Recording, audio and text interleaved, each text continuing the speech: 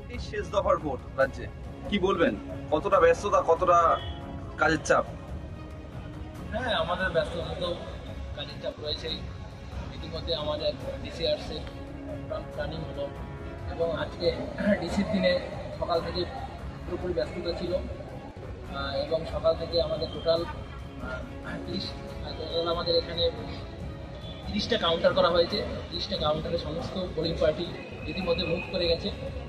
তারা সমস্ত safe arrival করে গেছে এবং সমস্ত সেক্টর অফিসার সমস্ত পোলিং পার্টিকে নিয়ে নির্দিষ্ট বুথে চলে গেছে এবং তারা বর্তমানে সেখানে গিয়ে সেই এলাকার সমস্ত কন্ডিশনগুলো দেখছে এবং এভাবে আমাদের চলছে। এতগুলো লোক আর প্লাস সকালের দিকে ওয়েদার খারাপ ছিল, সেক্ষেত্রে আমাদের যে পোলিং পার্সোনাল বা প্রিসাইডিং এদের আসতে অনেক দেরিও করেছে, যার ফলে আমাদের ট্যাগিং করতে কিছুটা সময় চলেও গেছে। আর শেষমেশ আমরা ঠিক জায়গায় পৌঁছে গেছি এবং সবাই বুথে পৌঁছেও গেছে।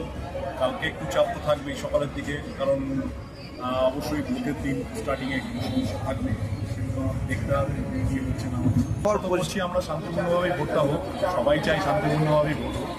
এখন দেখা যাক কি হয়, সেটা দেখারই বিষয়। তবে চাইবো যে শান্তিপূর্ণভাবেই ভোটটা হোক, সবাই ভালো করে ভোট দিতে পারে। প্রতি কটা ভোট কেন্দ্রে কতজন করে ভোট কর্মী থাকছেন?